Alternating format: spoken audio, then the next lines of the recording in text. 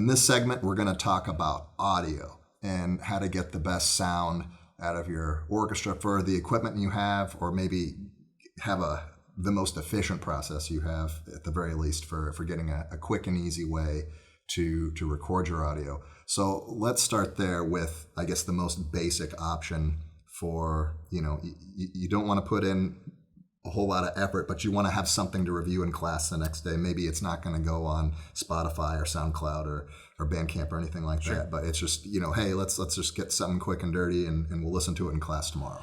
We have a saying in my video program, all my classes, and that is that 90% of your video is audio. And it's one of those things where audio is probably the most neglected and overlooked thing, especially in the video production world. People get real excited about cameras, but not so excited about microphones and audio recording devices.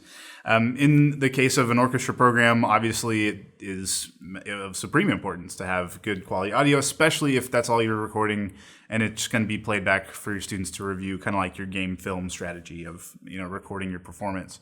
If you want the quickest and easiest, simplest way to get about that, it's probably just to pull out your phone and record it on your phone. Unfortunately, most cell phone audio microphones and actually most camera microphones are not very good.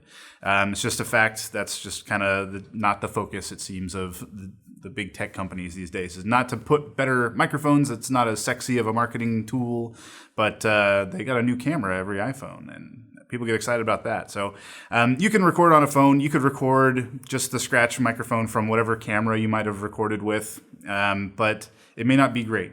It might be good enough, but it may not be high quality, or at least not what you're really lacking. You might be lacking something, right? So the simple version is use your phone. The second simple version is use the microphone on whatever camera you might be recording on. But if you want to take it to a next level of sorts, if you want to actually get something that is truly high quality, you're going to need some kind of dedicated recording device, maybe actually a dedicated solid microphone. So like I said, most cameras, they'll have a built-in microphone, and that will be a pretty crappy microphone. If you're lucky enough to have a camera that does have XLR ports to input an external mic, that's probably a great workaround. Just hook up a good microphone and move on.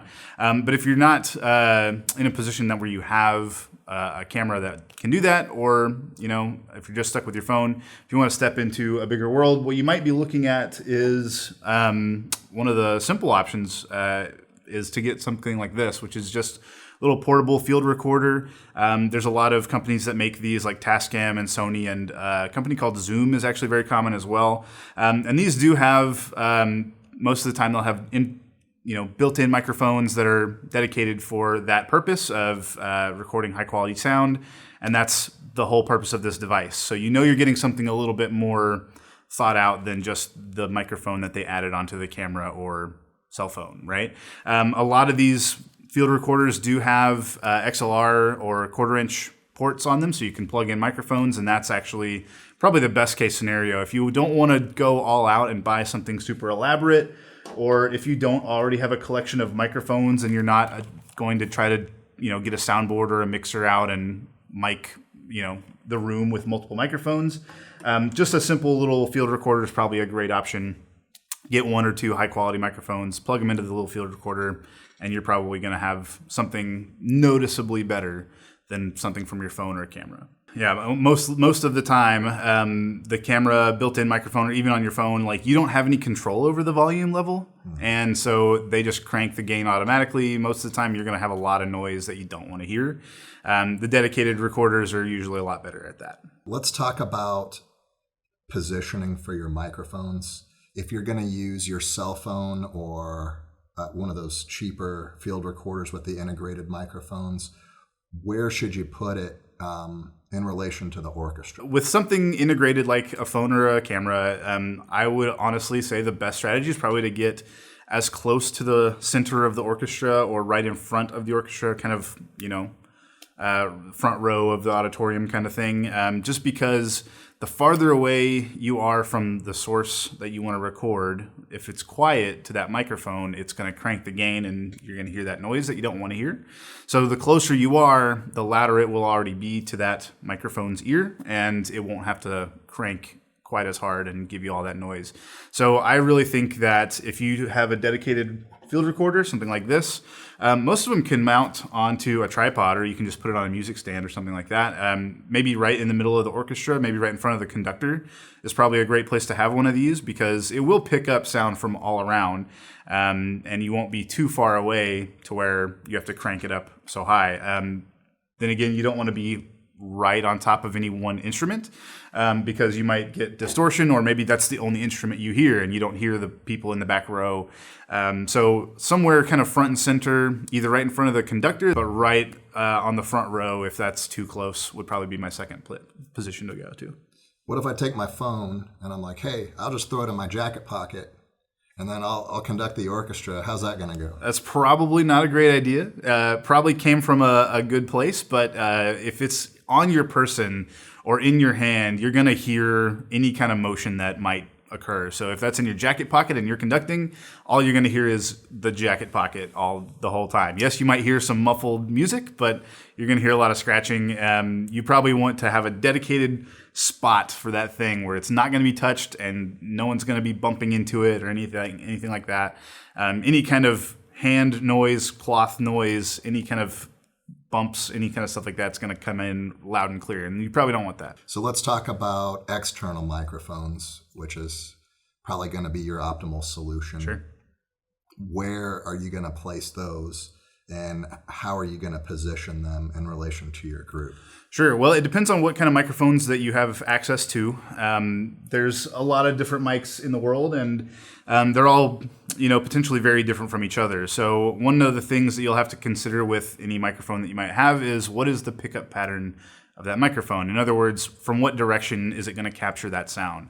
Most microphones that I find people are using are some variation of the cardioid pickup pattern, which is kind of a heart shape. If you were looking at this microphone, it would pick up some sound from kind of the rear kind of side areas, but mostly from the front, and not so much anything coming from straight behind the microphone. Obviously, you would point a microphone at the source, not away from it. That just kind of makes logical sense to me.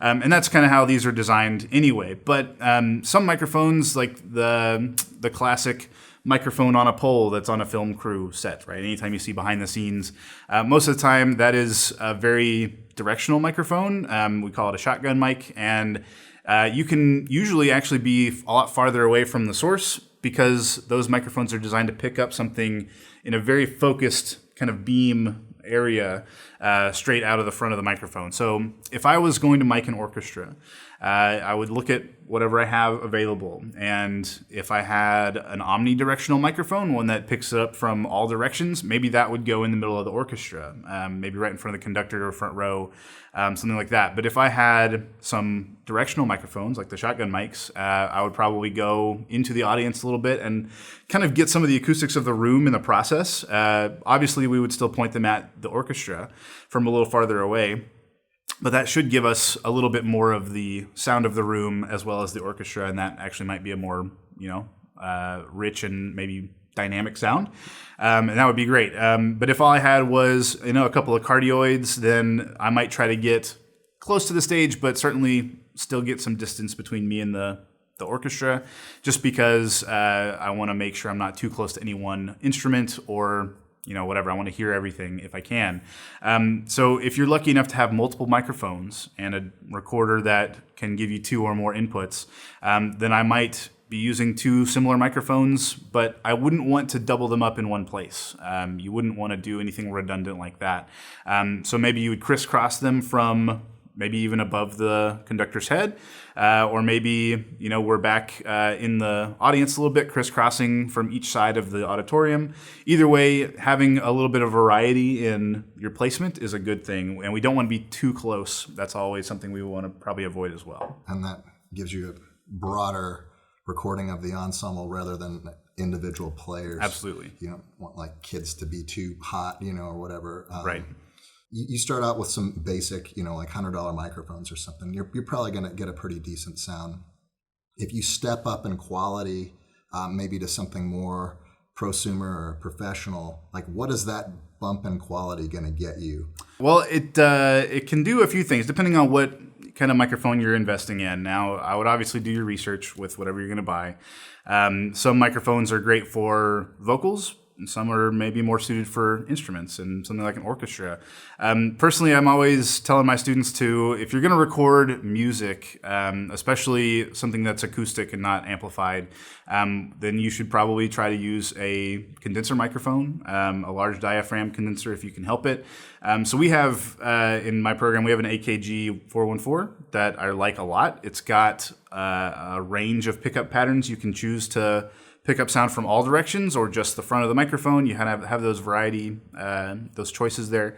But also it just sounds more lifelike, I think, is maybe the best way I can describe it. Some microphones, if you get something cheap, it might sound really kind of tinny or almost kind of hollow or muffled, depending on what that microphone's been tuned to do. But the nicer your microphone, if you're getting something that's a nice condenser, you probably hear the full range of frequencies that you need to hear. You'll be able to hear those basses and those violas, and you're not going to lose any kind of frequencies in the mud, if you will. I find that that's probably the best advantage of getting a good microphone.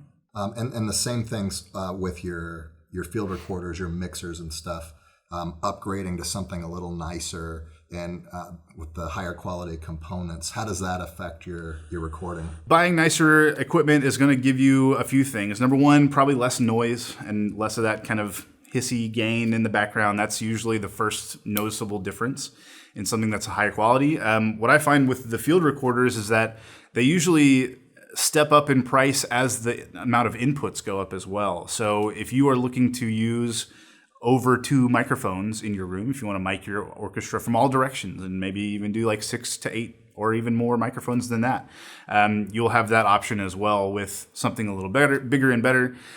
So you get more inputs, you get more microphones if you want to go that route, but you also have higher quality components that will not be noisy and kind of obstruct the recording that you're trying to hear. We're not going to have to worry about trying to do noise cancellation or any of that kind of thing. So, all the little field recorders like the Tascams and the Sonys and the Zooms, those are really great kind of consumer and prosumer. If you wanted to step up to something that was kind of maybe more professional level, you might go with something like a Mix Pre or even something higher than that, but it depends on your budget as well. Awesome stuff. Well, hope you got some good tips from that. In the next segment, we're going to be talking about video and follow kind of the same format. What's the easiest, quick and dirty way to do it? How do you step up in quality and how does that affect your production? So we'll see you in the next one.